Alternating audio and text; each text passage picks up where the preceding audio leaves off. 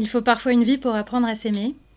L'idée de ce roman, je crois, c'est qu'il y a rien de pire que de finir sa vie sans avoir fait connaissance avec soi-même. Et sans doute que pour y arriver, il faut accepter parfois de se rendre un peu vulnérable. Donc c'est des dehors légers et parfois même comiques. C'est la vraie question qui est posée dans ce roman. Mon père avait une auberge en région parisienne jusqu'à l'année dernière où je l'aidais parfois à faire le service. C'est une auberge à l'ancienne avec un restaurant et puis des pensionnaires qui vivent à l'année à l'étage. Il y avait une vieille dame qui venait tous les midis manger au restaurant et qui était très désagréable. Puis un jour, cette vieille dame n'est plus venue. Donc maintenant, elle continue de vivre dans ce roman. Quand j'étais gamine, je suis tombée dans un cactus en jouant à cache-cache.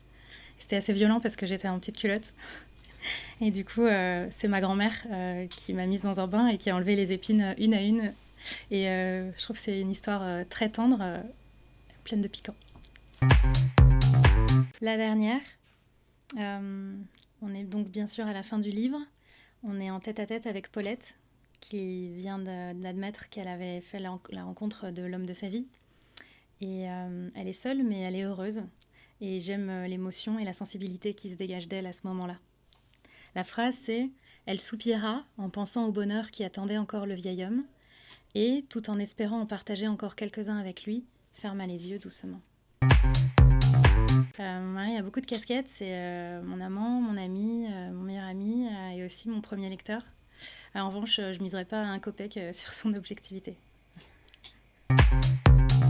Moi, je suis habitée par des histoires qui, je pense, sont des choses que certaines personnes aimeraient lire, mais aussi des choses que certaines personnes aimeraient dire.